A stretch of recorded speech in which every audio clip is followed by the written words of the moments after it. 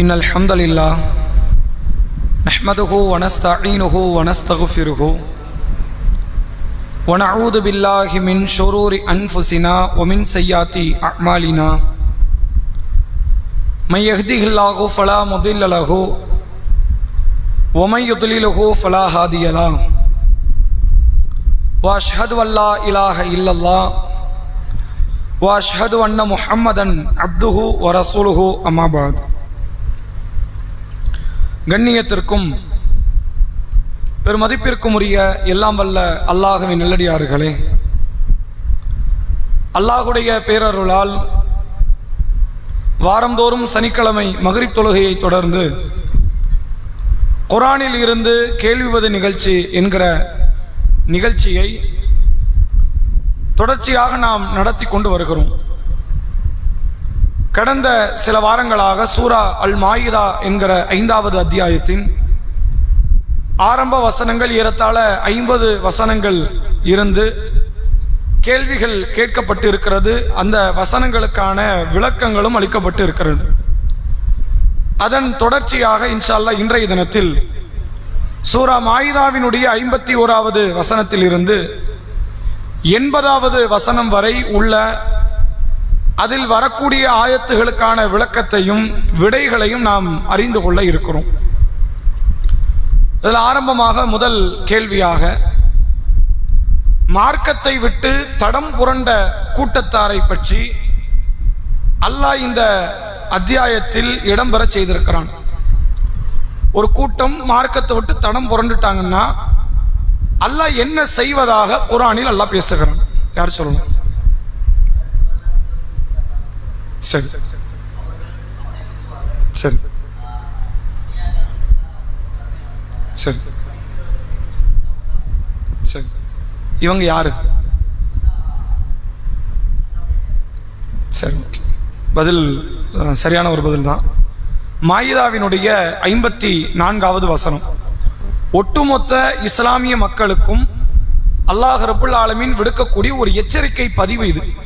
அல்லாஹ் சொல்கிறான் பாருங்கள், யா அய்யுஹல்லதீன ஆமனு, ஈமான் கொண்டோர்களே, மை எர்தத்த மின்கும் அன் தீனி, நீங்கள் உங்கள் மார்க்கத்தை விட்டு தடம் புரண்டு விட்டால், எனக்கு இந்த மார்க்கம் வேண்டாம் அப்படின்னு இந்த மார்க்கத்தை விட்டு நீங்கள் தடம் புரண்டு விடுவீர்களே, ஆனால் அல்லாஹ் என்ன செய்வான் என்று கேட்டால், நீங்க தான், உங்களை விட்டு ஆள் கிடையாது, இந்த மார்க்கத்தில் நீங்க இருந்தே ஆகணும் அப்படின்னு அல்லாஹ் உங்கள்கிட்ட கெஞ்சி வருவானான்னு கேட்டால் வரமாட்டான். நம்மளை பார்த்து அல்லாஹ் சொல்றான், நீ பொண்ணு போய்கிட்டே இருங்கிறான்.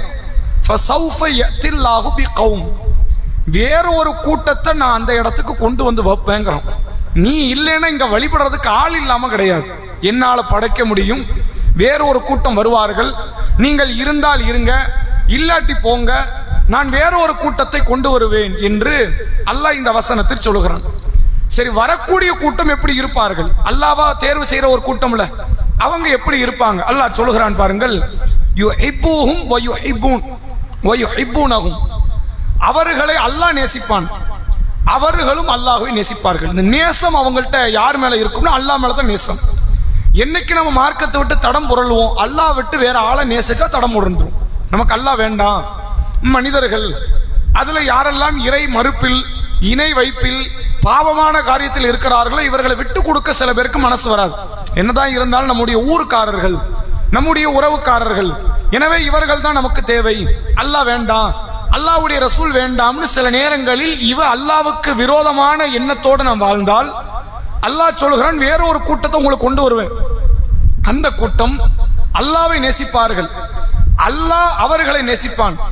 அதில்லத்தின் அலல் முஃமினீன் அஇஸ்ஸத்தின் அலல் காஃபிரீன், இவர்கள் ஈமான் கொண்டவர்களிடத்தில் பணிவாகவும் இறை மறுப்பாளர்கள் விஷயத்தில் தலை நிமிர்ந்தும் அவர்கள் இருப்பார்கள், கடுமையாக இருப்பார்கள். எதனால் கடுமை? உங்களை நாங்கள் அழிப்போம் என்ற கடுமை இல்லை, உன் கொள்கைக்கு நான் வரமாட்டேங்கிறத கடுமை. யார் ஈமான் என்ற வட்டத்துக்குள் நுழைகிறார்களோ அவர்களிடத்தில் பணிவாகவும், யார் ஈமானுக்கு விரோதமாக நடக்கிறார்களோ அவர்களிடத்தில் கடுமையாகவும் தலை நிமிர்ந்தவர்களாகவும் இருப்பார்கள். அல்லாஹ் சொல்கிறான் தொடர்ச்சியாக, யுஜாஹிதுன ஃபீ ஸபீலில்லாஹ் வலா யகாஃபுன லௌமத்தல் லாயிம், இவர்கள் அல்லாஹ்வுடைய பாதையில் யுத்தம் புரிவார்கள். அல்லாஹ் ரப்புல் ஆலமீன் சொன்ன அடிப்படையில் அந்த அறத்தை காட்பதற்காக வேண்டி இவர்கள் மார்க்க நெறியோடு, ஜனநாயக அடிப்படையோடு இவர்கள் அல்லாஹ்வுடைய பாதையில் போராடுவார்கள். யாரெல்லாம் இவர்களை பழிக்கிறார்களோ, இவர்களை விமர்சனம் செய்கிறார்களோ, அந்த விமர்சனத்திற்கு இவர்கள் அஞ்ச மாட்டார்கள், பொருட்படுத்த மாட்டார்கள். இப்படி ஒரு பண்புடைய ஒரு கூட்டத்தை நான் கொண்டு வருவேங்கிறோம். அப்ப மார்க்கத்தை விட்டு நம்ம தடம் புரண்டுட்டு நம்ம என்ன நினைச்சிடக்கூடாது, நம்மளை விட்ட யார் இருக்கிறா, அல்லாஹ் யாரையும் கொண்டு வர போறது இல்லை, நமக்கு அல்லாஹ் அருள் புரிஞ்சுதான் ஆகணும், அல்லாஹ்க்கு வேற வழியே கிடையாது, அப்படி இல்லை. நீங்கள் தடம் புரண்டால் நம்மை பார்த்து அல்லாஹ் பேசுகிறான், ஈமான் கொண்டவர்களே, நீங்கள் இஸ்லாத்தை விட்டு தடம் புரண்டால் உங்களை அழித்து விட்டு வேறு ஒரு கூட்டத்தை நான் கொண்டு வருவேன் என்று அல்லாஹ் சொல்லுகிறான். அத்தகைய அந்த கூட்டம் வந்து விடுவார்களே ஆனால் அவர்கள் ஈமான் கொண்டவர்களிடத்தில் பணிவாகவும் இறை மறுப்பாளர்களிடத்தில் கடுமையாகவும் விமர்சனங்களுக்கு அஞ்சாதவர்களாகவும் அல்லாஹ்வுடைய பாதையில் யுத்தம் புரிபவர்களாகவும் இருப்பார்கள். யார் இவர்கள் என்றால் ذَلِكَ فَضْلُ اللَّهِ يُؤْتِيهِ مَن يَشَاءُ, இது அல்லாஹ் கொடுக்கிற அருள், தான் நாடியவர்களுக்குத்தான் அல்லாஹ் அருளை தருகிறான். வல்லாஹு வாசிஉன் அலீம், அல்லாஹ் ரப்புல் ஆலமீன் விசாலமானவனாக நன்கறிந்தவனாக இருக்கிறான் என்று இந்த வசனம் பேசுகிறது. இதுல ஒரு மிகப்பெரிய ஒரு பாடத்தை அல்லாஹ் சொல்லித் தருகிறான். என்ன பாடம் என்று கேட்டால், இந்த ஈமான் என்ற இந்த வட்டத்துக்குள்ள நாம இருக்கும் பொழுது அல்லாஹ் நம்மளை அழிக்கவே மாட்டான்னு நம்ம நினைக்கவே முடியாது. கண்டிப்பா அல்லாஹ் அழிப்பான். அல்லாஹ் எப்ப அழிப்பான்? என்றைக்கு நாம மார்க்கத்தை விட்டு தடம் புரண்டு மாறி விடுகிறோமோ அன்றைக்கு இறைவனுடைய வேதனைக்கு நாம் ஆளாக்கப்படுவோம். ரசூல் ஸல்லல்லாஹு அலைஹி வஸல்லம் அவர்கள் ஒரு முறை பள்ளிவாசல் இருக்கும்போது ஒரு ஃபாத்திமா என்ற பெண் திருடியதாக ஒரு வழக்கு நபிகிட்ட வருது. அப்ப நம்ம இந்த செய்தி பலமுறை கேட்டிருப்போம். ரசூலுல்லாஹ் சொல்றாங்க, அந்த பெண்ணுடைய கையை வெட்டிருங்கிறாங்க. அப்ப அந்த குலத்தவர்கள் மக்சூமியா என்ற உயர்ந்த குலத்தை சார்ந்தவர்கள். அவங்க நபி இடத்துல பரிந்து பேசுவதற்கு ஒரு நபி தோழரை உசாமத் இப்னு ஸைத் ரலியல்லாஹு அன்ஹு அவர்களை அனுப்பி வைக்கிறார்கள். உசாமா ரலியல்லாஹு அன்ஹு அவர்கள் பரிந்து பேசும்போது கடுமையாக கோபமுற்ற அல்லாஹ்வுடைய ரசூல் அவர்கள் உசாமாவை கண்டித்து மக்களை எல்லாம் அழைத்து, என் மகள் ஃபாத்திமா திருடினாலும் நான் என்ன செய்வேன், கையை வெட்டுவேன்னு சொன்ன அந்த தகவலை நம்ம கேட்டிருப்போம். அதுல கூடுதலாக ஒரு வார்த்தை ரசூலுல்லாஹ் பதிய வைக்கிறாங்க, உங்களுக்கு முன்பு இருந்தவர்கள் அழிந்ததற்கான ஒரு காரணம் தெரியுமா? அவர்களில் ஏழைகள், சாமானியர்கள், பாமரர்கள், சமுதாயத்தில் அங்கீகாரம் அந்தஸ்தை பெறாத மக்கள் திருடி விடுவார்களே ஆனால் கைகளை வெட்டி எடுத்து விடுவார்கள். உயர்ந்த குலத்தவர்கள், படித்தவர்கள், பட்டதாரிகள், பணக்காரர்கள், அந்தஸ்து மிக்கவர்கள், செல்வாக்கு மிக்கவர்கள் திருடி விடுவார்களே ஆனால் அவர்களை மன்னித்து விடுவார்கள். இப்ப இவன் மார்க்கத்தில் வேற எதுவும் குழப்பலாம். அல்லாஹ்க்கு இணை வச்சான் சொல்ல சொன்னாங்களா? அவன் அல்லாஹ்க்கு இணை வைக்கல. இணை வச்சிருந்தா இணை வச்சான்னு சொல்லி இருப்பாங்க. அவன் அல்லாஹ்க்கு இணை வைக்கல, மார்க்கத்தில் பிதஅத்தான காரியத்தை கொண்டு வரல, அல்லது அவன் விபச்சாரம் புரியல, திருடல, ஏமாத்தல, அவன் எதையும் செய்யல. தீர்ப்பு கொடுக்கிற இடத்துல இருக்கும் போது ஒரு சமமான தீர்ப்பை அவன் தரல. உயர்ந்தவனுக்கு ஒரு தீர்ப்பு, தாழ்ந்தவனுக்கு ஒரு தீர்ப்புன்னு அவன் கொடுத்தான். அல்லாஹ் சொல்றான், அல்லாஹ்வுடைய ரசூல் அவர்கள் சொல்கிறார்கள், இந்த கூட்டத்தை அல்லாஹ் அழித்து விட்டான் அப்படின்னு. இந்த கூட்டத்தில் அழிச்சிட்டான். அப்ப அல்லாஹ் அழிக்கணும்னா நம்ம பெரிய பாவம் தான் செய்யணும் அவசியம் இல்லை. சின்ன பாவம் செஞ்சாலும் அல்லாஹ் அழிப்பான். அல்லாஹ்வுடைய வரையறைகளை, வரம்புகளை என்றைக்கு நாம் மீறி நடக்கிறோமோ வேற ஒரு கூட்டம் இங்க வரும். வேற கூட்டம் வருதுன்னா நாம இங்க ஒண்ணு காஃபிரா இருக்கணும் அல்லது அழிக்கப்படணும். இந்த ரெண்டு நிலையில் ஏதாவது ஒன்றே அல்லாஹ் கையில் எடுப்பான். அப்ப என்றைக்கு நாம் காஃபிராக்கப்படுவோம் அல்லது அழிக்கப்படுவோம் என்றால் மார்க்கத்தை விட்டு தடம் புரண்டு விட்டால் நீங்க போயிடாதீங்கிறோம். நீங்க மார்க்கத்தை விட்டு மாறிடாதீங்க. மாறுவது எனக்கு எந்த நஷ்டமும் கிடையாது. நீங்கள் மார்க்கத்தை விட்டு மாறுவது இந்த மார்க்கத்துக்கு எந்த நஷ்டமும் கிடையாது, அது உங்களுக்குத்தான் நஷ்டம் என்று அல்லாஹ் ரப்புல் ஆலமீன் சொல்லக்கூடிய செய்தியை பார்க்க முடிகிறது. நபிகள் நாயகம் ஸல்லல்லாஹு அலைஹி வஸல்லம் அவர்கள் உஹது யுத்தத்தில் கலந்து கொண்டிருக்கிறாங்க. அவர்கள் கடவாய்ப்பல் உடைக்கப்பட்டு கடுமையான சேதத்திற்கு அவர்கள் ஆளாக்கப்படுகிறார்கள். அவர் ரசூலுல்லாவை பற்றிய ஒரு வதந்தி ஒன்று மக்கள் மத்தியில் பரவுது, ரசூலுல்லாஹ் வஃபாத் ஆயிட்டாங்க, மௌத் ஆயிட்டாங்க அப்படின்னு. பல நபித்தோழர்கள் தங்களுடைய ஆயுதங்களை கீழே போட்டுட்டு போரில் இருந்து புறமுதுகிட்டு ஓட ஆரம்பிக்கிறாங்க. ஏன்னா நபியை நம்பி தான் வந்தோம், நபியை நம்பி மார்க்கத்தை ஏத்துக்கிட்டோம், நபியை நம்பி ஊரை விட்டு வந்தோம், நபியை நம்பி இந்த இடத்துல ஒரு ஆட்சி அமைச்சோம். இப்ப நபியே இல்லை, அடுத்த கட்டம் என்ன செய்ய, இந்த கூட்டத்தை எப்படி வழி நடத்த ஒண்ணுமே தெரியலையே அப்படின்னு அந்த கூட்டம் வெறுண்டு ஓட ஆரம்பிக்கிறாங்க. அப்ப அல்லாஹ் ரப்புல் ஆலமீன் ஒரு வசனத்தை அருளுகிறான். சூரா ஆல் இம்ரான்ல வரக்கூடிய செய்தி, ஒமா முஹம்மதுன் இல்லா ரசூல், இந்த முஹம்மது இருக்கிறாரே இவர் அல்லாஹ்வுடைய தூதர், அவ்வளவுதான். கது கலத்து மின் கபலிஹி ரசூல், இவருக்கு முன்னால் பல தூதர்கள் வந்தார்கள், போய்விட்டார்கள். அஃப இம்மாத்த அவ் குத்தில இன் கலபத்தும் அலா ஆகாபிக்கும், நீங்கள் ஒருவேளை இவர் கொல்லப்பட்டால், இவர் மௌத்தாகிவிட்டால் மார்க்கத்தோடு போயிருவீங்களா? நீங்க போனா அல்லாஹ்வுக்கு எந்த கேடும் இல்லைங்கிறோம். நீங்க போனா போய்கிட்டே வேற கூட்டத்தை நான் கொண்டு வருவேன்.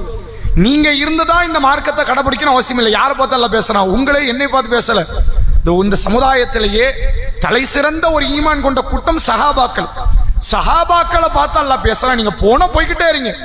உங்களை வச்சுதான் இஸ்லாம்ங்கிறது கிடையாது. இஸ்லாத்தை வச்சுதான் நீங்க இல்லைன்னா என்னை வழிபடுவதற்கு கூட்டம் இல்லைன்னு நினைக்காதீங்க, நான் உருவாக்குவேன் அப்படிங்கிற விதத்தில் அல்லாஹ் பேசுகிறான். எனவே அல்லாஹ்வுடைய மார்க்க வரையறைகளை விட்டு மீறி என்றைக்கு நாம் நடக்கிறோமோ அது இறைவனினுடைய அழிவை நோக்கி செல்வதற்கு சமமான ஒரு காரியம் என்பதைத்தான் அல்லாஹ் இந்த வசனத்தில் சொல்லித்தரக்கூடிய நிகழ்வை நம்மால் பார்க்க முடிகிறது. அடுத்த கேள்வி பெண்களுக்கு. நபியே, நீங்கள் தூதுத்துவத்தை நிறைவு செய்தவர் ஆக மாட்டீர்கள் அப்படின்னு அல்லாஹ் நபியை பார்த்து பேசுறான். இந்த காரியத்தை நீங்க செஞ்சீங்கன்னா, இப்படி ஒரு காரியத்தை நீங்க ஈடுபட்டால் நீங்க ஒரு முழுமையான தூதர் கிடையாதுங்கிறான். என்ன காரியத்தில் ஈடுபட்டால் இவர் முழுமையான தூதர் இல்லை.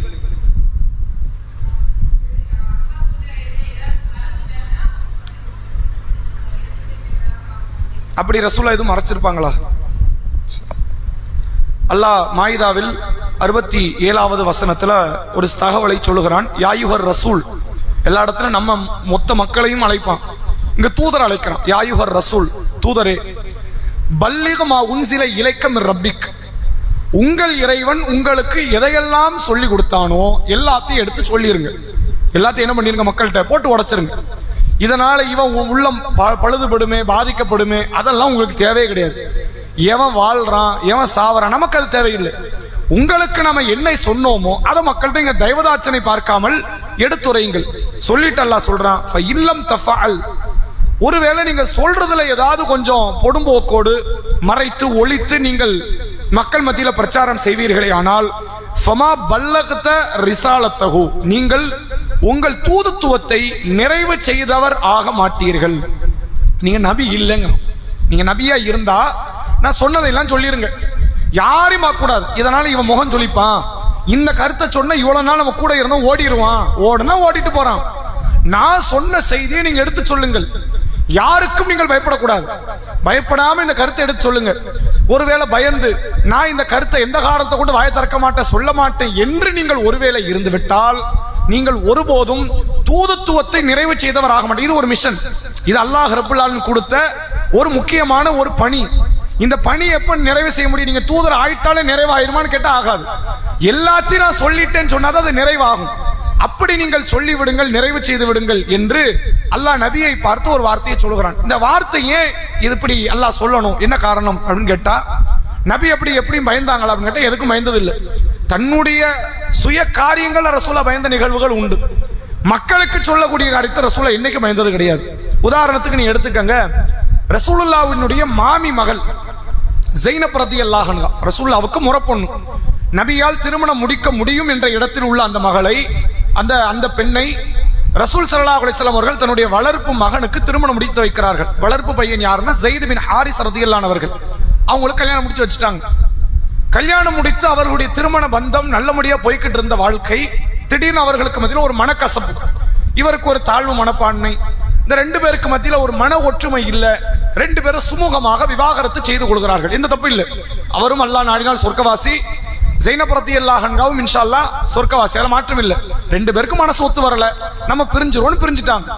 இப்ப ஸைனப் ரலியல்லாஹு அன்ஹா அவர்கள் கணவர் இல்லாமல் நபியினுடைய வழிகாட்டுதல் அடிப்படையில் திருமணம் செய்து இன்றைக்கு விதவையாக அல்லது நெற்கதியற்ற ஒரு வாளாவட்டி என்கிற நிலையில் அந்த அம்மையார் நிற்கிறாங்க. இப்ப ரசூலுல்லாஹ்க்கு என்ன எண்ணம்னா, நம்ம கல்யாணம் முடிச்சிருவோம், ஒன்றும் பிரச்சனை இல்லையே அப்படின்னு ஒரு எண்ணம்.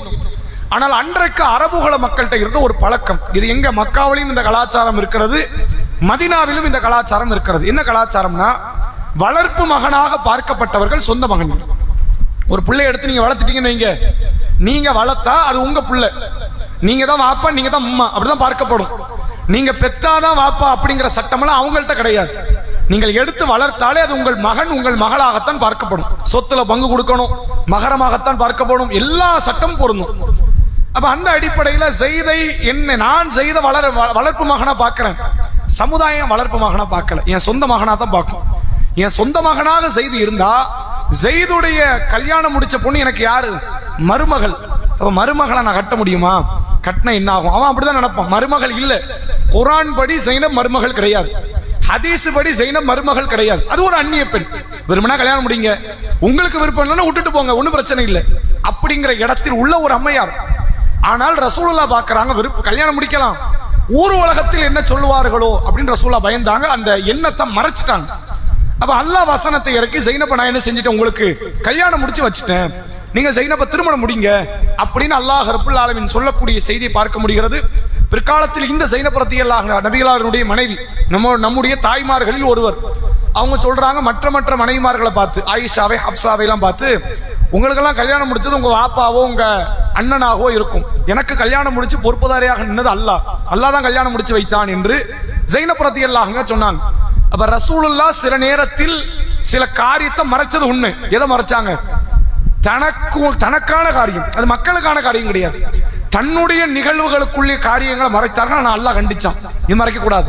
ஃபலா தக்ஷௌஹும் வக்ஷௌனி, நபியே அவர்களுக்கு பயப்படாதீர்கள், எனக்கு பயப்படுங்க. நான் தான் பயப்படுறதுக்கு தகுதி படைத்த ஒருவனா இருக்கிறேன்னு ஒழிய அவங்களுக்கு நீங்க பயப்பட வேண்டியதில்லை. நீங்க எதை பார்க்கணும்? ஹலாலா ஹராமா? ஹராமா செஞ்சா அல்லாட்ட மாட்டிக்கும், ஹலால செஞ்சா தப்பிச்சிருவோம். நீங்க அதைத்தான் பார்க்கணுமே ஒழிய எதை பார்க்க கூடாது, இவங்க என்ன நினைப்பாங்க அவங்க என்ன நினைப்பாங்க நீங்க பார்க்காதீங்க என்று அல்லாஹ் ரப்புல் ஆலமீன் சொல்கிறான். ஆனால் நபிகள் நாயகம் ஸல்லல்லாஹு அலைஹி வஸல்லம் அவர்கள் இதற்கு பிற்பாடு எந்த மார்க்க தகவல்களையும் தான் செய்வதற்கோ மக்களுக்கு கட்டளையிடுவதற்கோ ரசூலுல்லாஹ் பயந்ததும் கிடையாது, நடுங்கியதும் கிடையாது. எல்லாத்தையும் போட்டு உடைச்சிருவாங்க. உங்களுக்கு விருப்பம்னா கடைபிடி, விருப்பம் இல்லைன்னா கடைபிடிக்காத, எனக்கு அது தேவையில்லை, ஆனால் சொல்ல வேண்டிய தகவல்களை நான் சொல்லி விடுவேன் என்று அல்லாஹ்வுடைய தூதர் அவர்கள் அந்த மக்களுக்கு மார்க்கத்தை எடுத்துரைத்தார்கள். எந்த அளவுக்கு என்றால், ஹஜ்ஜத்துல் விதாவிலே ரசூலுல்லாஹ் மக்களை எல்லாம் திரட்டி வைத்துக் கொண்டு ஏராளமான மார்க்க பிரச்சாரத்தை செய்றாங்க. செஞ்சிட்டு ரசூலுல்லாஹ் சொல்றாங்க, ஹல் பல்லகத்தும், உங்களிடத்தில் நான் எடுத்துரைத்து விட்டேனா அப்படின்னு. ஹல் பல்லகத்து, நான் எடுத்துரைத்து விட்டேனா அப்படின்னு ரசூலுல்லாஹ் கேட்கிறாங்க. மறுபடியும் கேட்கிறாங்க, ஹல் பல்லகத்து, நான் எடுத்துரைத்து விட்டேனா, ஹல் பல்லகத்து, நான் உங்களுக்கு எடுத்துரைத்து விட்டேன். மக்களை திரட்டி, அதுவரை இஸ்லாத்தை ஏற்ற பல்லாயிரக்கணக்கான சஹாபாக்கள் சஹாபி பெண்மணிகள் அமைந்திருக்கிற அந்த சபை, ஆரம்ப காலத்தோழர் இருக்கிறார், இப்ப இஸ்லாத்தை ஏத்துக்கிட்டவங்க இருக்கிறாங்க, இடையில வந்தவங்க இருக்கிறாங்க, மக்காவாசி இருக்கிறாங்க, மதீனாவாசி இருக்கிறாங்க, ஷாம் தேசத்தில் உள்ளவங்க இருக்கிறாங்க, பஹ்ரைன் தேசத்துல எல்லா மக்களும் இருக்கிறாங்க. ஹஜ்ஜத்துல் விதால ரசூலுல்லாஹ் இந்த ஹஜ்ஜத்துல் விதாவை முடித்து 3 மாசத்துல வஃபாத் ஆகுறாங்க. ரசூலுல்லாஹ் கேட்கிறாங்க, உங்களுக்கு நான் எல்லாத்தையும் சொல்லிட்டேனா, எதையாவது ஒரு விஷயத்தை ஒரு பிரச்சனையை சொல்லாம விட்டுட்டேனான்னு கேட்கிறாங்க. மக்கள் எல்லாம் சொல்றாங்க, அல்லாஹ்வுடைய தூதரை சொல்ல வேண்டியதெல்லாம் சொல்லிட்டீங்க, எங்களுக்கு இப்ப எந்த எதை பத்தி குழப்பம்லாம் கிடையாது, எல்லாத்தையும் தெளிவுபடுத்திட்டீங்க. மறுபடியும் கேட்கிறாங்க, சொல்லிட்டேனா, நான் சொல்லிட்டீங்க. மறுபடியும் கேட்கிறாங்க, சொல்லிட்டேனா, சொல்லிட்டீங்க. உடனே வானத்தை நோக்கி கைகளை உயர்த்தி ரசூலுல்லாஹ் சொன்னாங்க, இறைவா இதற்கு நீ தான் சாட்சி, நீ என்கிட்ட என்ன சொன்ன எடுத்து சொல்லிரு, பயப்படாத அப்படின்னு என்கிட்ட நீ சொன்ன, நான் எடுத்து சொல்லிட்டேன், அதுக்கு நீ தான் சாட்சி, நான் எல்லா தகவல்களையும் கருத்துக்களையும் இந்த மக்களிடத்தில் நான் எடுத்துரைத்து விட்டேன் என்று அல்லாஹ்வுடைய ரசூல் அவர்கள் சொன்ன நிகழ்வை பார்க்க முடிகிறது. ஆயிஷா ரலியல்லாஹு அன்ஹா அவர்கள்ட்ட நடந்த ஒரு சம்பவம். ரசூலுல்லாஹ் வஃபாத்துக்கு பிறகு ஆயிஷா நாய்கிட்ட மஸ்ரூக் என்ற ஒரு தாபி வருகிறார். இந்த மஸ்ரூக் என்பவர் ஆயிஷா மூலமாகத்தான் ஏராளமான நபிமொழிகள் அவர் அறிவிக்கிறார். அவருக்கு ஆசிரியர் யாரு? மஸ்ரூக் என்ற தாபிக்கான ஆசிரியர் ஆயிஷா ரலியல்லாஹு அன்ஹா. அப்ப இந்த மஸ்ரூக் ஒரு முறை ஒரு கேள்வி ஒன்று கேட்கிறாரு, ஆயிஷா அவர்களே, ரசூலுல்லாஹ் மியாராஜ் பயணம் போனாங்களே, அந்த போன நேரத்தில் அல்லாஹ்வை பார்த்தார்கள் என்று மக்கள்லாம் பேசுறாங்க. யார் அப்ப மக்கள் இருந்தாங்க? முஸ்லிமா இருந்தது அப்ப யாரு? சஹாபாக்கள், தாபீன்கள். தபா தாபீன்கள் வரல. தபா தாபி வரணும், சஹாபி எல்லாரும் மௌத்தாகணும். மௌத்தானதை யார் வர முடியும்? அடுத்து வரக்கூடிய ஜெனரேஷன் தான் தபா தாபி. ஆயிஷா நாயகி ஹயாத்தால இருக்கிறாங்க, அப்ப யாரு இல்ல? தபா தாபி இல்ல. சஹாபாக்களும் தாபீன்கள் மட்டும் வாழுகிற கூட்டம், தலை சிறந்த கூட்டம். அந்த உலகத்திலேயே இந்த உம்மத்துல தலை சிறந்த கூட்டம் யாரு? சஹாபாக்களும் தாபீன்களும், அதுக்கடுத்து தபா தாபீன்கள். அப்படிப்பட்ட 2 தலைமுறைகள் வாழக்கூடிய அந்த காலத்துல மஸ்ரூக் என்பவர் கேட்கிறார், நபி அவர்கள் மியாராஜ் பயணம் போனாங்களே, போன இடத்தில் அல்லாஹ்வை பார்த்தார்களா? பார்த்தார்கள் என்று சொல்லுகிறார்களே, இது உண்மையா அப்படின்னு கேட்கும்போது ஆயிஷா ரலியல்லாஹு அன்ஹா சொல்றாங்க, நீ கேட்கிற கேள்வி என்னுடைய உடலின் ரோமங்களை சிலிர்க்க வைக்கிறது என்று சொல்லி ஒரு 3 விஷயத்தை சொல்றாங்க. என்ன 3 விஷயம் அப்படின்னா, அல்லாஹ்வுடைய ரசூல் அவர்கள் தன் இறைவனை ஒருபோதும் பார்க்கல, மௌத் வரைக்கும் என்ன செய்யல, பார்க்கல. அப்படி யாராவது பார்த்ததாக உங்கள்கிட்ட ஒரு தகவலை கருத்தை சொல்வார்களே, ஆனால் அவன் போய் சொல்லிட்டான், அவன் தான் போய் சொன்னானே தவிர மார்க்க அந்த விஷயத்தை மறைச்சது நீங்க நினைக்காதீங்க அப்படின்னு அல்லாஹ்வுடைய ரசூல் அவர்கள் சொன்னார்கள். அந்த செய்தியை ஆயிஷா நாயகி சொல்றாங்க. 2வதா என்ன தகவலை சொல்கிறார்கள் என்றால், நபிகள் நாயகம் ஸல்லல்லாஹு அலைஹி வஸல்லம் அவர்கள் மார்க்க ரீதியாக என்னவெல்லாம் அல்லாஹ் நபிக்கு சொன்னானோ எல்லாத்தையும் நபி சொல்லிட்டாங்க. எல்லாத்தையும் என்ன பண்ணிட்டாங்க? நபி சொல்லிட்டாங்க. இந்த தகவல் சொல்ல வேண்டாம், பிரச்சனை வரும், பாதிப்புகள் வரும் அப்படின்னு எந்த விதமான தகவலை நபி மறைக்கல. சொல்ல வேண்டிய எல்லா தகவலும் சொல்லிட்டாங்க. சில பேர்லாம் இப்படி மௌத்தாவாங்கிற செய்தியும் சேர்த்து தான் சொன்னாங்க. அம்மார் ரலியல்லாஹு கொல்லப்படுவாங்க, உமர் கொல்லப்படுவார், உஸ்மான் கொல்லப்படுவார். யார் யார் கொல்லப்படுவார்ங்கிற அளவுக்கு ரசூலுல்லாஹ் எல்லா மார்க்க செய்தி என்ன செஞ்சிட்டாங்க, தகவல்களை சொல்லிவிட்டு மௌத்தாயிட்டாங்க. யாராவது ஒருவர் நபி அவர்கள் சில விஷயத்தை மறந்துட்டாங்க அல்லது விட்டுட்டாங்க அல்லது மறைச்சிட்டாங்க, மக்கள் நலன் கருதி மறைச்சிட்டாங்க என்று எப்படி சொன்னாலும் சரி அவன் பொய்யன், இதை நீங்க முடிவெடுத்துக் கொள்ளுங்கள் என்று ஆயிஷா ரலியல்லாஹு அன்ஹா அவர்கள் சொன்ன தகவலை நம்மால் பார்க்க முடிகிறது. இப்ப எதுக்கு இந்த இவ்வளவு தகவல்கள் நம்ம சொல்றோம் அப்படின்னா, இன்னைக்கு சில கூட்டம் முஸ்லிம்கள் பேர்ல இருக்கிறாங்க. மார்க்கத்துல நீங்க குர்ஆன் ஹதீஸ்னு ஒன்று வச்சிருக்கீங்களே, அது கொஞ்சம் தான். இந்த குர்ஆன்ல வராத, ஹதீஸ்ல வராத, ரசூலுல்லாஹ் சொல்லாத சில தகவல்கள் இருக்கு. அது எல்லாருக்கும் தெரியாது. எல்லாருக்கும் என்ன செய்யாது, தெரியாது. சிலருக்கு மட்டும்தான் தெரியும். அது எங்களுக்கு தெரியும் அப்படின்னு ஒரு கூட்டம் இருக்கு. எப்படி ஒரு கூட்டம்? இப்படி சில மௌலவிமார்கள் மக்கள்கிட்ட பேசுறாங்க, ரசூலுல்லாஹ் வஹீல எல்லாத்தையும் சொல்லல, சிலதை மக்கள்கிட்ட சொல்லாமல் மறைத்து விட்டார்கள். இது எவ்வளவு பாரதூரமான வார்த்தைன்னு பாருங்க. அல்லாஹ் சொல்றான், நபியே நீங்க மறைச்சிங்கன்னா நீங்க ஒரு நபியே கிடையாதுங்கிறோம். நீங்க யாரு கிடையாது, நீங்க நபி எல்லாம் சொல்லாதீங்க, நீங்க நபி இல்ல, நபிங்கிற அந்த பொசிஷன்ல இருந்து நீங்க வெளியே போயிட்டீங்க அப்படிங்கிற விதத்துல அல்லாஹ் பேசுறான். ஆயிஷா நாயகி சொல்றாங்க, நபி தன் வாழ்நாள்ல அல்லாஹ் என்னெல்லாம் சொன்னானோ எல்லாத்தையும் சொல்லிட்டாங்க, ஒண்ணு விடாம சொல்லிட்டாங்க. இந்த கிரகண தொழுகை நேரத்துல சொர்க்க பழத்தை அல்லாஹ் காட்டினா, அதை சொன்னாங்களா இல்லையா? நரகத்தை அல்லாஹ் காட்டினா, சொன்னாங்களா இல்லையா? அது இப்ப சொன்னாலும் சொல்லலாம், இந்த சமுதாயத்துக்கு பெரிய மாற்றம்லாம் ஒண்ணு இல்லையா, ஆனா சொன்னாங்க. இந்த சமுதாயத்துக்கு அது மாற்றத்தை தரல, அது விஷயம் இல்லை. ரசூலுல்லாஹ் மேராஜ் பயணம் போனாங்க, சித்ரத்துல் முன்தஹா பார்த்தாங்க. உங்களுக்கு தெரியும், நமக்கு தெரியுமா சித்ரத்துல் முன்தஹானா எப்படி இருக்கும்? தெரியாது. இப்ப அது சொல்லல, அதனால ஏதாவது பாதிப்பு அந்த சமுதாயத்துக்கு? இப்ப ரசூலுல்லாஹ் சித்ரத்துல் முன்தஹா பார்த்ததை சொல்லலன்னு வைங்களேன், அதனால இந்த சமுதாயத்துக்கு ஏதாவது பாதிப்பு இருக்குதா? என்னங்க சித்ரத்துல் முன்தஹாவை சொல்லலையே, தொழுகை எனக்கு தொலை தெரியலையே அப்படின்னு யாரும் வர போறாங்களா? கிடையாது. ரசூலுல்லாஹ் அங்க பார்த்த ஒரு தகவலை சொல்லலைனாலுமே பாதிப்பு இல்லை, ஆனா சொல்லிட்டாங்க. இது சொன்னாலும் சொல்லவில்லை என்றாலும் பெரிய பயன் இல்லை என்றாலும், என்னவெல்லாம் பார்த்தாங்களோ என்னெல்லாம் கேட்டாங்களோ எல்லாத்தையும் சொன்னாங்க அல்லாஹ்வுடைய ரசூல். கரெக்டா? அப்படிப்பட்ட ரசூல் ஸல்லல்லாஹு அலைஹி வஸல்லம் அவர்களை இன்னைக்கு சில மௌலவிமார்கள் சொல்கிறார்கள், நபி எல்லா மார்க்கத்தையும் சொல்லல, மார்க்கத்தில் எல்லா கருத்தையும் சொல்லல, சிலதை மறைச்சிட்டாங்க, அது உங்களுக்கு தெரியாது. அதெல்லாம் தெரிஞ்ச பெரிய பிரச்சனை எங்களுக்கு மட்டும் தான் தெரியும், அதனால நாங்க சொல்றதை படி கேளுங்க. அப்ப இவங்க யாராயிட்டாங்க? இவங்க இன்னொரு நபி ஆயிட்டாங்க.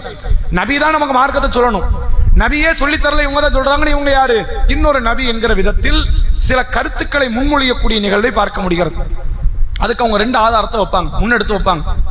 ஒண்ணு என்ன அப்படின்னா, ஒரு நபி தோழர் சொல்லுகிறார், நான் உங்கள்கிட்ட நிறைய மார்க்கத்தை சொல்லிட்டேன், நபி சொன்ன சில தகவல்களை நான் உங்கள்கிட்ட சொல்லல. ஒரு நபி தோழர் சொல்லுகிறார், சஹீஹ் புகாரில இந்த செய்தி வருது, சில கருத்துக்களை நான் உங்கள்கிட்ட சொல்லல, ஒருவேளை சொன்னா என் தொண்டை அறுபட்டுங்கிறார். ஒருவேளை சொன்னா என்ன ஆகும்? நபி சொன்ன சில தகவல்களை நான் உங்களுக்கு சொல்லவில்லை, ஒருவேளை நான் அதை உங்கள்கிட்ட சொன்னா அது என் தொண்டை அறுபட்டு விடும் என்று ஒரு நபித்தோழர் சொல்லக்கூடிய ஆதாரபூர்வமான ஒரு நபி மொழி இருக்கு. இதெல்லாம் எடுத்துட்டு வருவாங்க. எடுத்துட்டு வந்து என்னது பாத்தீங்களா, நபி எல்லாத்தையும் சொல்லல, அது சில பேருக்கு தேர்வு செஞ்ச ஆட்களுக்கு தான் சொல்லி இருக்கிறாங்க.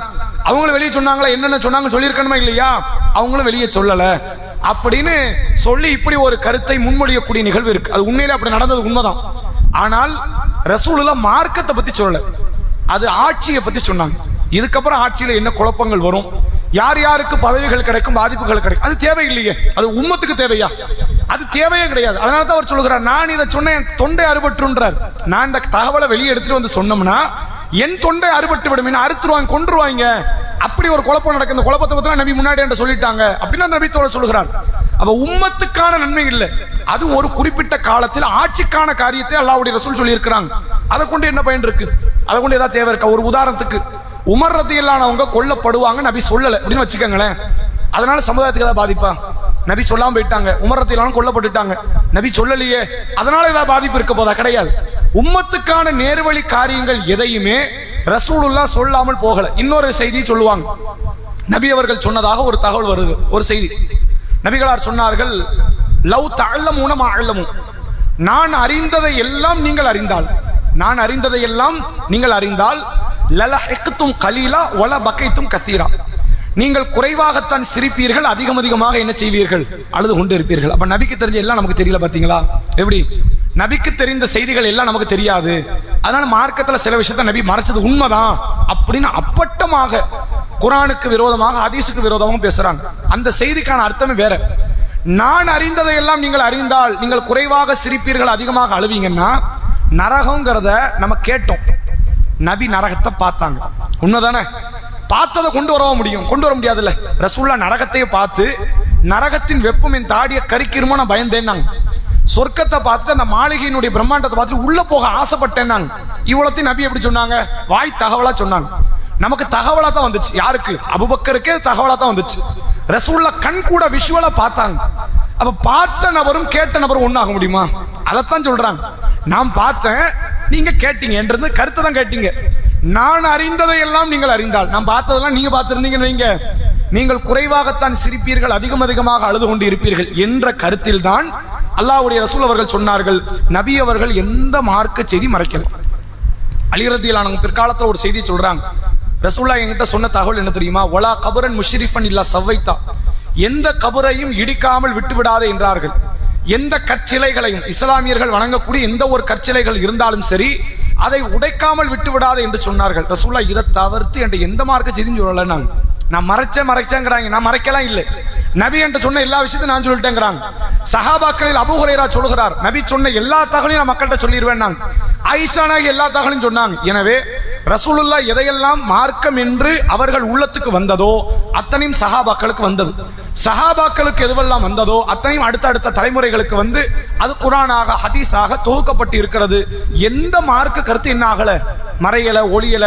நான் மார்க்க உங்களுக்கு எல்லாம் தெரியாத தகவல் என்கிட்ட இருக்கு அப்படின்னு ஒரு மார்க்க அறிஞர் சொல்லுவாரே ஆனால் அவர் அப்பட்டமாக குர்ஆனுக்கு விரோதமாக, ஹதீஸுக்கு விரோதமாக பொய் உரைக்கிறார் என்றுதான் அர்த்தம் என்பதை இந்த கேள்விக்கான இந்த தகவலை நாம் சொல்லிக் கொள்கிறோம். அடுத்த கேள்வி ஆண்களுக்கு. இவர்கள் காஃபிராகி விட்டார்கள் அப்படின்னு ஈசா நபியை மையப்படுத்திய ஒரு வார்த்தை அல்லாஹ் சொல்றான். யார் காஃபிராகி விட்டாங்க? ஈசா நபி செய்த பிரச்சாரம் என்ன? இவர்கள் காஃபிராகி விட்டார்கள். ஈசா நபி பேரை சம்பந்தப்படுத்தி ஒரு தகவலை இந்த அத்தியாயத்தில் அல்லாஹ் சொல்றான். யாரு காஃபிர் ஆயிட்டாங்க? ஈசா நபி என்ன பிரச்சாரம் செய்தார்?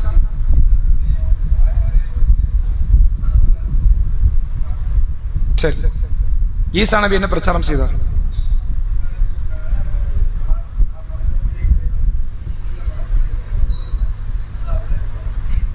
வேற என்ன சொன்னாங்க?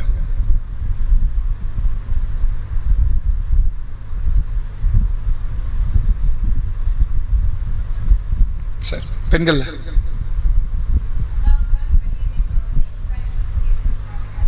சரி,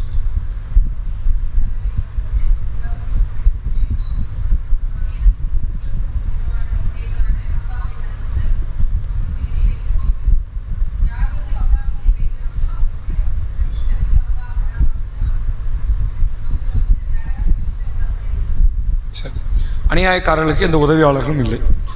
சூரா மாயிதாவினுடைய 72வது வசனம்.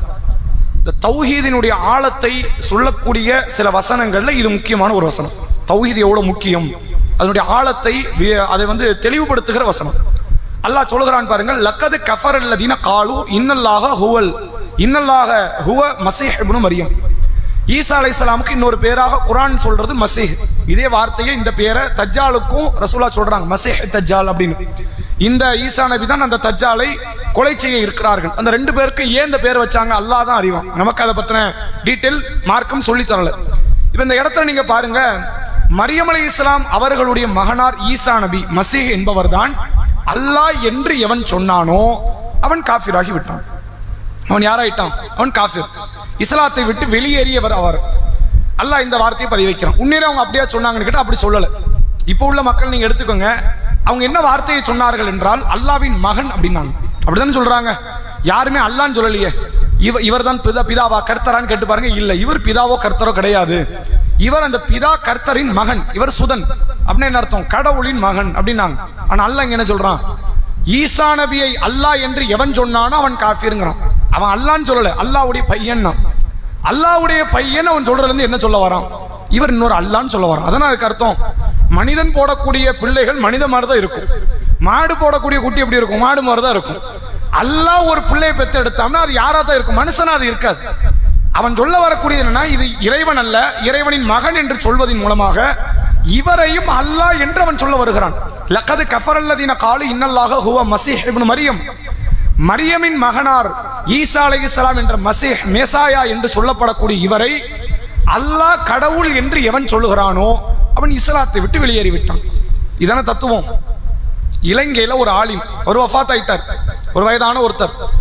அவரை இன்றை வரைக்கும் அந்த தரிக்காக்கள் என்கிற அந்த சித்தாந்தம் கொண்ட மக்கள் தலையில தூக்கி வச்சு கொண்டாடுறாங்க. அவருக்கு ஒரு தர்கா கட்டிட்டாங்க. அவர் சமீபத்தில் ஒரு 10-12 வருஷத்துக்கு முன்னாடி மௌத்தா இருப்பாருன்னு வைங்க. மிகப்பெரிய விஷமி. இறந்தவர்களை திட்டக்கூடாது, நம்ம அவருடைய கொள்கையை தான் விமர்சனம் செய்யறோம். அவருடைய பதிவுல ஒரு வார்த்தை அவர் சொல்றாரு, நான் என்னுடைய கொள்கைன்னு அவர் பதிவு வைக்கிறார். என் கொள்கை என்ன அப்படின்னா, முகமது நபி மனிதர் இல்லை, அவர் தான் அல்லாஹ் அப்படின்னு பேசியிருக்கிறார். ஒரு சுன்ன ஜமாத் ஆலிம் சார் வஃபாத் ஆயிட்டார். இன்னைக்கும் அந்த ஆலிமினுடைய பாதையில தான் நாங்க போறோம்னு பேசுற தமிழ்நாட்டினுடைய ஆலிம்கள் இருக்கிறாங்க. அவர் சொல்றாரு, நான் குர்ஆனை பார்த்தவரை, ஹதீஸை பார்த்தவரை, முகமது நபி அவர் உண்மையில் மனிதர் அல்ல, அல்லாஹ் தான் முகமது நபியாகவே வந்திருக்கிறார் அப்படின்னு சொல்லி அப்பட்டமாக பேசினவர். நீங்க ஈசா நபியை கடவுளாக்கினாலும் சரி, முகமது நபியை கடவுளாக்கினாலும் சரி, அதுக்கு அர்த்தம் என்னதான்? குர்ஆன் என்ன சொல்லுது? லகது கஃபரல்லதீன காலு, இப்படியெல்லாம் பேசியவர்கள் காஃபிர்கள் தான். குர்ஆன் சொல்லக்கூடிய சட்டம் என்னது? இவர்கள் காஃபிர். உண்மையிலே ஈசா நபி என்ன பிரச்சாரம் செய்தார்? ஈசா நபி அப்படியே சொன்னாரு, இப்ப நான் வந்து அல்லாஹ்வுடைய பிள்ளை, எனவே என்ன வணங்குங்க, என்ன உற்றாதிய, என்ன உட்டியனா உங்களுக்கு சொர்க்கம் கிடைக்காது, அப்படி எதுவும் பிரச்சாரம் செய்தாரா அப்படின்னா, ஈசா நபியினுடைய பிரச்சாரத்தை அல்லாஹ் எடுத்து சொல்றான் பாருங்க. ஓ காலல் மசீஹ், இந்த மெசாயா என்று சொல்லப்படக்கூடிய மசீஹ் சொல்கிறார், யா பனி இஸ்ராயில், இஸ்ரவேலர்களே, வஅபுதுல்லா ரப்பி வ ரப்புக்கும், அல்லாஹ்வை வணங்கு, எனது இறைவனும் உங்கள் இறைவனுமாகிய அல்லாஹ். எப்படி பதிவு வைக்கிறாங்க? வஅபுதுல்லாஹ ரப்பக்கும்னா அங்க பிரச்சனை வரும். எப்படி வரும்? உங்கள் இறைவனாகி அல்லாஹ் வணங்க. பாத்தீங்களா ஈசா நபி என்ன சொன்னாங்க? நம்ம இறைவன் அல்லாஹ்னாங்க. ஆனா ஈசா நபியை சேர்க்கல பாத்தீங்களா? அதனால ஈசா நபிக்கு அது அல்லாஹ் கிடையாது, அவங்க கடவுள் கிடையாது அப்படின்னு ஆயிடும். ஈசா நபி சொல்றாங்க, வஅபுதுல்லாஹ ரப்பி வ ரப்புக்கும், எனக்கும் இறைவன் உங்களுக்கும் இறைவனாகிய அல்லாஹ்வை நீங்கள் வணங்குங்கள். சொல்லிவிட்டவர் சொல்லுகிறார், இன்னஹு மை யுஷ்ரிக் பில்லாஹ் ஃபக்கத் ஹர்ரமல்லாஹு அலைஹில் ஜன்னா வ மஅவாஹுமுன் நார், யார் அல்லாஹ்வுக்கு இணை துணைகளை ஏற்படுத்தி விட்டு மௌத்தாகி விடுகிறாரோ அவர் நாளை மறுமை நாளில் சொர்க்கம் செல்ல மாட்டார். அல்லாஹ் ஹராமாக்கிட்டான். அவருக்கு என்ன வாழ்க்கை கிடையாது? சுவன வாழ்க்கை கிடையாது. நீங்க யாரை கொண்டு போய் வச்சாலும் சரி, அல்லாஹ் எப்படி பார்க்கறான்னா, நீ ஒரு அடிமையை தான் கொண்டு வந்து வச்சேன்னு பார்க்கணும், அவ்வளவுதான் விஷயம். நீ யாரை வச்சிருக்கீங்க? இப்ப ஈசா நபி வச்சிருக்கேன் பக்கத்துல, ஈசா நபி என் பக்கத்துல உட்கார்றது குவாலிட்டி தான், நல்லா பார்க்க மாட்டான். முகமது நபி வச்சிருக்கா, ஒரு தங்கமான மனுஷனாச்சே, நல்ல அற்புதமான ஒரு இறை தூதர், அவரை என் பக்கத்துல வச்சது கரெக்ட் தான் அப்படின்னு அவன் பார்க்க மாட்டான். அவன் பார்வையில முகமது நபியோ ஈசா நபியோ ஃபிரௌனோ யாரா இருந்தாலும் சரி எனக்கு அடிமை. அந்த அடிமைங்கிறத தாண்டி தான் நல்லவர் வேற கெட்டவர் வேறன்னு பிரிக்கிறான். முதல்ல இவர் யாரு? முகமது அவர்கள் அடிமை, ஈசா அவர்கள் அடிமை, இப்ராஹிம் அவர்கள் அடிமை, ஃபிரௌன் அடிமை, இப்லீஸ் அடிமை, ஜிப்ரீல் அடிமை. எல்லாரும் முதல்ல எனக்கு அடிமை. அதுக்கப்புறம் தான் யாரு? நல்லவங்க வேற கெட்டவங்க வேற. முகமது நபி இப்ராஹிம் நபி எல்லாம் யாரு? நல்லவர்கள். ஃபிரௌன் இப்லீஸ் எல்லாம் யாரு? கெட்டவர்கள். அது தரம் பிரிக்கிறது வேற. ஆனால் அத்தனை பேரும் எனக்கு முதல்ல அடியார்கள். அடியார்களை யாரை கொண்டு வந்து என் பக்கத்துல நீங்க உட்கார வச்சாலும் சரி, அது இணை வைத்தல். யார் அல்லாஹ்வுக்கு இணை வைக்கிறாரோ ஃபக்கத் ஹர்ரமல்லாஹு அலைஹில் ஜன்னா, அல்லாஹ் அவர்களுக்கு சொர்க்கத்தை ஹராமாக்கி விட்டார். ஹராம்னா என்ன அர்த்தம்? நீங்க நுழைய முடியாது. எக்காரணத்தை கொண்டு பாடுபட்டால் நீங்க உள்ள வர முடியாது. இது உங்களுக்கு தடுக்கப்பட்ட, தடை செய்யப்பட்ட இடமாக மாறிவிடும். ஓ மஅவாஹுன் நார், அவர்களுக்கான தங்குமிடம் நரகமாக இருக்கிறது. ஒமாலில் ஸாலிமீன மின் அன்சார், அநியாயக்காரர்களுக்கு எந்த விதமான உதவியாளர்களோ உதவியோ கிடையாது என்பதை அல்லாஹ் இந்த வசனத்தின் வாயிலாக சொல்லக்கூடிய நிகழ்வை பார்க்க முடிகிறது. எனவே ஈசா அலைஹிஸ்ஸலாம் அவர்கள் சமுதாய மக்கள் மத்தியில் செய்த அடிப்படையான பிரச்சாரம் என்பது, அல்லாஹ்வை மட்டும் வணங்குங்கள், அல்லாஹ் என்பவன் உங்களுக்கு மட்டுமல்ல அவன் எனக்குமான இறைவன் என்பதைத்தான் ஈசா அலைஹிஸ்ஸலாம் அவர்கள் பிரச்சாரம் செய்திருக்கிறார் என்பதை பார்க்க முடிகிறது. நம்ம யாரை கடவுள் ஆக்கினாலும், அல்லாஹ்க்கு சமமாக்கினாலும் அது தப்பு தான். நான் முகமது நபியை தான் ஆக்கினேன், அதனால அவர் குவாலிட்டியானவர். முகமது நபி நம்மள குவாலிட்டியானவர், அல்லாஹ் பக்கத்தில் உட்கார தகுதியற்றவர். இதான் உண்மை.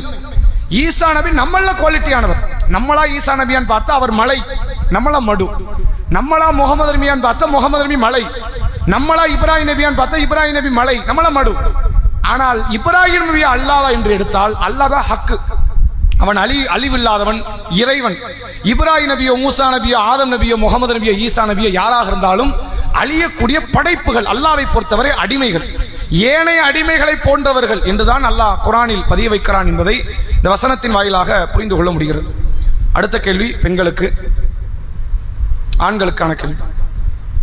அல்லாஹ் ரப்புல் ஆலமீன் இவர் தூதரை தவிர வேறில்லை அப்படின்னு சொல்லி நம்ம இதுக்கு முன்னாடி பேசும்போதே ஒரு வசனத்தை சொன்னோம், முகமது அவர்கள் தூதரை தவிர வேறில்லை அப்படின்னு.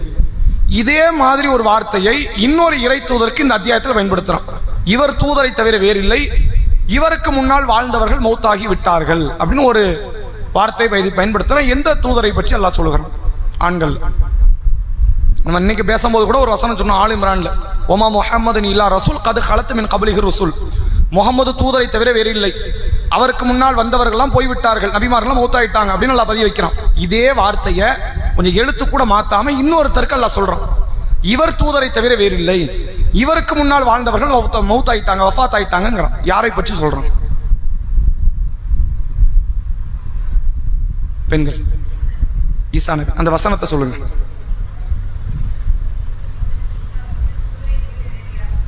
சரி, மௌத்தாகி விட்டார்கள். சரி,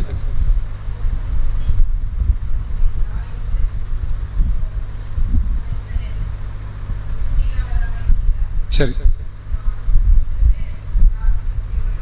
சரி,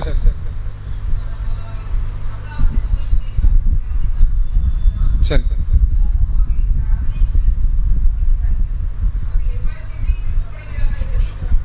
சரியான ஒரு பதில். மாயிதாவினுடைய 75வது வசனம். ஈசான், அதாவது முஹம்மது ஸல்லல்லாஹு அலைஹி வஸல்லம் அவர்களுக்கு சொன்ன அதே வார்த்தையை கொஞ்சம் கூட எழுத்து மாத்தாம இன்னொரு இறை தூதருக்கு அல்லாஹ் இதை பயன்படுத்துறான்னு ஈசா நபிக்கு சொல்றான். இந்த வசனத்தில் அல்லாஹ் சொல்றான், மல் மஸீஹ் இப்னு மரியம் இல்லா ரசூலுல்லாஹ். முஹம்மது அல்லாஹ்வின் தூதரை தவிர வேறு இல்லைன்னு சொன்ன அதே வார்த்தை மஸீஹ் இப்னு மரியம், மரியம் அலைஹிஸ்ஸலாம் அவர்களுடைய மகனார் மஸீஹ், அவர் இறை தூதர் என்பதை தவிர்த்து வேறு இல்லை சொல்லிட்டு அல்லாஹ் சொல்றான், கது கலத் மின் கபலிஹி ரசூல். அவருக்கு முன்னால் வாழ்ந்தவர்கள் எல்லோரும் என்ன ஆயிட்டாங்க? மௌத் ஆயிட்டாங்க. ஏன் இந்த தூதரை மட்டும் தனித்து அல்லாஹ் பிரித்து சொல்றான்னு? இவர் மௌத் ஆகல, இவர் என்ன ஆகல? மௌத் ஆகல. இதுக்கு அல்லாஹ் தனித்து பிரித்து பேசுகிறான். முகமது நபிக்கு சொல்லும் போது என்ன சொன்னோம்னா, நபியே உங்களுக்கு முன்னாடி வந்தவங்க எல்லாரும் மௌத் ஆயிட்டாங்கிறான். இப்ப நமக்கு ஆட்டோமேட்டிக் என்ன கேள்வி வரும்? எல்லாரும் மௌத் ஆயிட்டாங்கன்னா ஈசா நபி மௌத் ஆயிட்டாங்கன்னு ஒரு கேள்வி வரும். இங்க அல்லாஹ் பதிவு வைக்கிறான் இந்த சூறால, ஈசாவை நீங்கள் தூதர் என்பதை தவிர வேறு இல்லை, உங்களுக்கு முன்னாடி வாழ்ந்தவங்களும் போயிட்டாங்க அப்படின்னா நீங்க இதுல இருந்து விதி விலக்கு. எல்லா நபி மௌத்து, ஆதம் நபியில் ஆரம்பித்து எல்லா இறை தூதர் மௌத்து, நம்ம முகமது நபி வரைக்கும் இப்போ வரைக்கும் மௌத்து. ஆனால் ஈசா அலைஹிஸ்ஸலாம் அவர்கள் வஃபாத் ஆகவில்லை என்பதை ஒரு வார்த்தைக்கு இங்க பயன்படுத்துகிறான். அது மட்டும் இல்லாமல் இவங்க கடவுள் இல்லைங்கிறதுக்கு ஒரு சான்றிதழ் அல்லாஹ் சொல்றான். ஓ உம்முஹா சித்திகா, ஓ உம்முஹா சித்திகா. அல்லாஹ் ரப்புல் ஆலமீன் அவங்களுடைய தாயாருக்கு வச்ச பேர் வந்து சித்திகான்ற பேர் வைக்கிறான். அவர் உண்மையாளர், அவருடைய தாயார் என்பவர் உண்மையாளர். கானா யகுலானி தஆம். இவங்க ஏன் கடவுள் இல்லை தெரியுமா? 2 பேர் சாப்பிட்டாங்க. 2 பேர் என்ன செஞ்சாங்க? இங்க இருக்கிற வரைக்கும் சாப்பிட்டாங்க. மரியம் அலைஹிஸ்ஸலாம் மௌத் வரைக்கும் சாப்பிட்டாங்க, ஈசா நபி இங்க பூமியில இருக்கிற வரைக்கும் சாப்பிட்டாங்க. அப்படின்னு என்ன அர்த்தம்? சாப்பிட்டாங்கன்னாலே தெரிய வேண்டாம இவங்க கடவுள் இல்லைங்கிறத நல்லா பதிய வைக்கணும். இவங்க சாப்பிட்டு இருக்கிறாங்க. சாப்பிடுற ஒருத்தர் கடவுள் ஆவாரா? இவர் சாப்பிட்டாரா இல்லையா? உங்க கண்ணு முன்னாடி தான் சாப்பிட்டாரு, மீனை சாப்பிட்டாரு, கறியை சாப்பிட்டாரு, எல்லா விதமான உணவுப் பொருளையும் சாப்பிட்டாரா இல்லையா? இன்றைக்கும் கிறிஸ்துவ மக்களால் நம்பப்படுகிற அந்த வேதத்தில் பதிவு செய்யப்பட்டது நான் சாப்பிடுகிறேன்னு சொன்ன வார்த்தைகள் இருக்கு. இப்ப சாப்பிடக்கூடிய ஒருத்தர் எப்படி கடவுளா இருப்பாருன்னு நல்லா கேட்கறோம். சாப்பிட்டாரா இல்லையா? இவர் சாப்பிட்டாரு, இவங்க உம்மா சாப்பிட்டாங்க, 2 பேர் சாப்பிடாம இருந்ததுதான் நீ கேட்கலாம். இப்ப மனுஷ மாதிரி இருக்கிறாங்க, சாப்பிட மாட்டேங்கிறாங்களா ஒரு பயம் வரும். சாப்பிடவே மாட்டேங்கிறாங்களே, தண்ணி குடிக்க மாட்டேங்கிறாங்களே, ஒருவேளை கடவுளா இருப்பாங்களோடு ஒரு கேள்வி வரும். நல்ல வயிறு புடைக்க சாப்பிட்டு இருக்கிறாங்க, சாப்பிட்டார்கள், குடித்தார்கள், தூங்கினார்கள், மனிதனுக்கு கூடிய எல்லா காரியத்தையும் செஞ்சிருக்கிறாங்க, அப்புறம் எப்படி உங்களை நீங்க கடவுளாக ஆக்குகிறீர்கள் என்று அல்லாஹ் கேட்டுவிட்டு அல்லாஹ் சொல்கிறான், உந்துர் கைஃப நுபையினு லஹுமுல் ஆயா. எப்படி வசனங்களை நாம் தெளிவுபடுத்துகிறோம் என்று நபியை நீங்கள் பாருங்கள். சும்ம உந்துர் அன்னா யூஃபக்கும். எப்படி அவர்கள் திசை திருப்பப்படுகிறார்கள் என்று பாருங்கள். நான் விளக்கத்தை கரெக்டா கொடுக்கிறேன், ஆனா அவன் விளக்கத்தை ஏத்துக்க மாட்டான், அவனே செய்ய மாட்டான். இவ்வளவு அழகா விளக்கம் கொடுக்கிறேன். கடவுள் சாப்பிட மாட்டான், கடவுளுக்கு சாப்பாடு தேவையில்லை, ஈசா நபி சாப்பிட்டு இருக்கிறாரு, ஈசா நபி தாயார் சாப்பிட்டு இருக்கிறாங்க, இவ்வளவு அழகான விளக்கம் கொடுக்கிறேன். ஆனா அவனுக்கு எது தெரியுமா நிற்கும்? இறந்தவரை அவர் உயிர்ப்பித்தாரு, சும்மாவா உயிர்ப்பிக்க முடியும்? வெண்குஷ்ட நோயாளி குருடர்களை சரிப்படுத்தினாரு, சும்மா பண்ண முடியுமா? களிமண்ல ஒரு பறவை வடிவத்தை செய்துவிட்டு அதை ஊதினார், அது பறவையாக மாறியது, சும்மா மாறுமா அது? அப்ப இவ்வளவு காரியத்தை செஞ்சாருன்னா அவர் கடவுளாகத்தான் இருப்பார். இவ்வளவு காரியத்தை அவர் பண்ணவர் எதை பண்ணல? சாப்பிடாம இருந்திருக்கணுமா இல்லையா? கடவுள்னா ஒரு 4 காரியத்தை பண்ணிட்டா கடவுளாக முடியாது. ஒரு விஷயத்துக்கு ஒரு ஆளை உயிர்ப்பிச்சுட்டா கடவுளாக முடியாது, எல்லாத்தையும் செய்யணும். அத்தனை இலாக்காவை செஞ்சா மட்டும் தான் கடவுளாக முடியும். அத்தனை இலாக்காவை செஞ்சாதான் என்ன ஆக முடியும்? மிருகமும் சாப்பிடுது, அப்படித்தானே? சிங்கமும் புலியும் யானையும் குரங்கும் சாப்பிடுது. மனுஷன் சொல்லிடுவோமா? அதுவும் சாப்பிடுது, நானும் சாப்பிடுறேன், அதனால மனுஷனாக முடியாது. அது சாப்பிட்டு நானும் சாப்பிட்டு அது மனுஷனாக முடியாது. என்ன மாதிரி எல்லா வகையிலும் இருக்கணும், மனநிலை இருக்கணும், புத்தி இருக்கணும், உடம்பு இருக்கணும். அது எல்லா காரியத்திலும் பேசுறதுல ஆரம்பிச்சு அத்தனையிலும் அது அதே மாதிரி இருந்தா மட்டும் மனுஷனை ஏற்றுக்கொள்ள முடியும். கடவுளுக்குரிய சில காரியங்களை ஈசா நபி செய்து விட்டார் என்பதனால் அவர் கடவுள் இல்லை. ஏன் கடவுள் இல்லைன்னா மனுஷனுக்குரிய காரியத்தை சேர்த்து செஞ்சிருக்கிறார். இந்த காரியத்தை தான் நம்மில் முஸ்லிம் ஆலிம் பெருமக்கள் முகமது நபி விஷயத்தில் தெரிந்து கொள்ள தவறிவிட்டார்கள். நிறைய மக்கள், அதுல உதாரணத்திற்கு இந்த தர்காவை தலையில் தூக்கி கொண்டு கொண்டாடக்கூடிய மக்கள்ல ஒரு சாரார் சொல்கிறார்கள், இன்னைக்கு வரைக்கும் முகமது நபி மௌத் ஆகல. இப்படி ஒரு சித்தாந்தம் இருக்கு. இது வேற நாட்டிலேயோ வேற மாநிலத்திலேயோ இல்ல, தமிழ்நாட்டில் இருக்கு. ஒரு மௌலவி பேசுகிறார். அந்த மௌலவி முன்னாள் இந்த சுன்னத்துல் ஜமாத் அஹ்லு சுன்னத்துல் ஜமாத்தினுடைய மாநில தலைவராக இருந்தவர். அவர் என்ன சொல்றாருன்னா, முகமது நபி மௌத் ஆயிட்டாங்கன்னு சொன்னா தப்புங்கிறார். அது பொய், அது முகமது நபி மௌத் ஆகல. இவர் யாரை பொய்யன ஆக்குறாரு தெரியுதா? அபூபக்கரையும் பொய்யன ஆக்குறார். யார்? அபூபக்கர், ரசூலுல்லாஹ்வினுடைய நெருங்கிய தோழர் அபூபக்கர் ரலியல்லாஹு அன்ஹு. அவங்க ரசூலுல்லாஹ்வுடைய வஃபாத்துக்கு பிறகு ஜனாசாவை பார்த்து விட்டு நெற்றியிலே முத்தமிட்டு விட்டு வீட்டை விட்டு வெளியே வந்து என்ன சொன்னாரு? மன்கான யாபுது முஹம்மதன் ஃபஇன்ன முஹம்மதன் கத்மாத். முஹம்மது மௌத்தாயிட்டாரு, அதாவது முகமதை யார் வணங்குனீங்களோ தெரிஞ்சுக்கங்க, முகமது மௌத்தாயிட்டார். மன்கான யாபுதுல்லாஹ் ஃபஇன்னல்லாஹ ஹய்யுன் லா யமூத். யார் அல்லாஹ்வை வணங்குனீங்களோ தெரிந்து கொள்ளுங்கள், அல்லாஹ் மௌத்தாக மாட்டான் என்றென்றும் உயிரோடு இருக்கிறான். முகமது நபி மௌத்தாயிட்டாங்கன்னு யார் முடிவெடுத்தாங்க? சஹாபாக்கள் முடிவெடுத்தாங்க. மௌத்தானதுனால தான் அடக்கம் பண்ணாங்க. மௌத்தாகாத ஒரு ஆளை அடக்கம் பண்ண வேண்டாம். ஒரு ஆளுக்கு மூளை சாவு ஏற்பட்டது, மூச்சு விடுறாரு, அடக்கம் பண்ணணுமா? கிடையாது. ஒரு ஆள் கோமா ஸ்டேஜுக்கு போயிட்டார், அடக்கம் பண்ணிடுவோமா? பண்ண மாட்டோம். வாங்க முடியும்.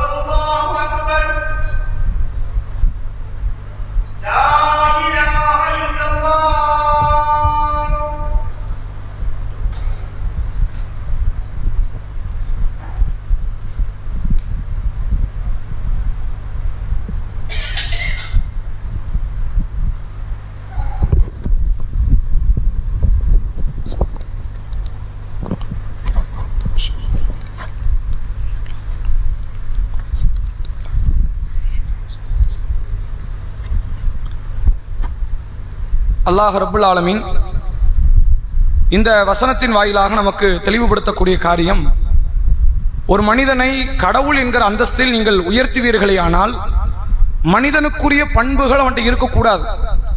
மனிதனுக்குரிய பண்புகளும் இருந்தால் அவன் ஒருபோதும் கடவுளாக மாட்டான். இதைத்தான் ஈசா நபிக்கு பதிய வைக்கிறான். ஈசா நபி மௌத்தும் ஆகலை. இதுவும் உங்களுக்கு ஒரு கூடுதலான பாயிண்ட். ஈசா நபி இறந்தோரை உயிர்ப்பித்தார், வெண்குஷ்ட நோயாளிகளை சரிப்படுத்தினார், ஒரு மௌத்தும் ஆகலை. மௌத்தானவர் திரும்பி வந்து விட்டார். இப்படிலாம் ஒரு நம்பிக்கை. எத்தனை ஆயிரம் காரியங்கள் அவர்கிட்ட இருக்கட்டும், ஒரே ஒரு தப்பு இருந்தா கூட அது கடவுள் இல்லைங்கிறது உங்களுக்கு தெரியப்படுத்த வேண்டாமா? நல்லா கேட்கிறோம். ரசூல் ஸல்லல்லாஹு அலைஹி வஸல்லம் அவர்கள் இன்று வரை மரணிக்கவில்லை, மௌத்தாகவில்லை, உயிரோடு இருக்கிறார்கள் என்று நினைக்கிறாங்க. மௌத்தாகாத ஒரு ஆளை அடக்கம் பண்ணணுமா? அதுக்கு அவசியம் இருக்குதா? கிடையாது. இல்ல, சஹாபாக்கள் அத்தனை பேரும் போய் ரசூலுல்லாவுக்கு மண்ணை தோண்டி அடக்கம் பண்ணியிருக்கிறாங்க. ஆயிஷா நாகி முன்னிலையில், அபூபக்கர் ரலியல்லாஹு முன்னிலையில், உமர் ரலியல்லாஹு முன்னிலையில் அடக்கம் பண்ணியிருக்கிறாங்கன்னா மௌத் ஆயிட்டாங்கன்னு அதுக்கு அர்த்தம். மரணித்தவர்கள் இந்த உலகத்தில் நடக்கிற எந்த காரியத்தையும் அறிய மாட்டார்கள். நாளை மறுமை நாளில் அல் கௌசர் நீர் தடாகத்தில் சிலருக்கு தண்ணி கிடைக்காது. நீ உனக்கு ஏன் தண்ணி கிடைக்கல தெரியுமா? நபியா பதில் சொல்லல, அல்லாஹ்ட்ட கேட்கறாங்க, அல்லாஹ் இவங்களுக்கு ஏன் தண்ணி கிடைக்க கூடாது? இவங்க உங்களுக்கு பின்னாடி மார்க்கத்தை மாத்திட்டாங்க. அப்படி மாத்திட்டாங்களா? அப்ப இந்த ஆட்களோட நான் சேரல, எனக்கு உங்களுக்கு சம்பந்தம் இல்லைங்கிறாங்க. நபிக்கு அங்க போனதுக்கு அப்புறம் தான் தெரியுது இவ்வளவு பெரிய பிரச்சனைங்க வந்து நிக்குதுன்னு. ரசூல்லா வஃபாத்துக்கு அப்புறம் நடந்த காரியம், 100-1000 வருஷங்க அப்புறம் இல்ல, மரணத்துக்கு அப்புறம் நடந்த நிகழ்வுகளை கூட நபி அவர்கள் மறுமை நாள்ல போய் தான் அறிந்து கொள்ள முடிகிறது என்பதை நம்மால் தெரிந்து கொள்ள முடியுது. எனவே மனிதர்கள் ஒரு நாளும் கடவுளுடைய அந்தஸ்தை பெற்றுக்கொள்ள முடியாது. இறந்தவர்கள் என்றைக்கும் இறந்தவர்கள் தான், அது இறை தூதர்களாகவே இருந்தாலும் சரிதான் என்பதை அல்லாஹ் இந்த வசனங்கள் வாயிலாக நமக்கு சொல்லித் தருகிறான். மேலதிகமாக ஈசா அலைஹிஸ்ஸலாம் அவர்கள் தற்காலிகமாக இறப்பில் இருந்து அவர் தடுக்கப்பட்டிருக்கிறார். அவருக்கு மௌத் வராதுன்னு இல்லை, அல்லாஹ் தடுத்து வச்சிருக்கிறான். அதுக்காகத்தான் அல்லாஹ் இந்த வசனத்தில் சொல்லுகிறான், ஈசா அவர்கள் தூதர் என்பதை தவிர வேறில்லை, இவருக்கு முன்னால் வாழ்ந்தவர்கள் அத்தனை பேர் மௌத்தாயிட்டாங்க. இந்த வார்த்தையை அல்லாஹ் முகமது நபிக்கு பதிய வைப்பதன் காரணமே ஈசா நபி இன்னும் மௌத் ஆகல அப்படிங்கிற தகவலையும் சேர்த்து சொல்வதற்காகத்தான் இந்த வசனத்தில் அல்லாஹ் பேசுகிறான் என்பதை புரிந்து கொள்ள முடிகிறது. இன்ஷா அல்லாஹ் இதனுடைய தொடர் செய்திகளை வரக்கூடிய வாரங்களில் அறிந்து கொள்வோம். அடுத்த கேள்வி நிகழ்ச்சியில் சூரா மாயிதாவினுடைய 50 to 80 படித்தோம். இப்போ 50 to 100 வரை படிச்சுட்டு வாங்கங்கிறத சொல்லிக்கிறோம். அஸ்ஸலாமு அலைக்கும். சுப்ஹானக்கல்லாஹும்ம வபிஹம்திக அஷ்ஹது அல்லா இலாஹா இல்லா அன்த அஸ்தக்ஃபிருக வ அத்தூபு இலைக்.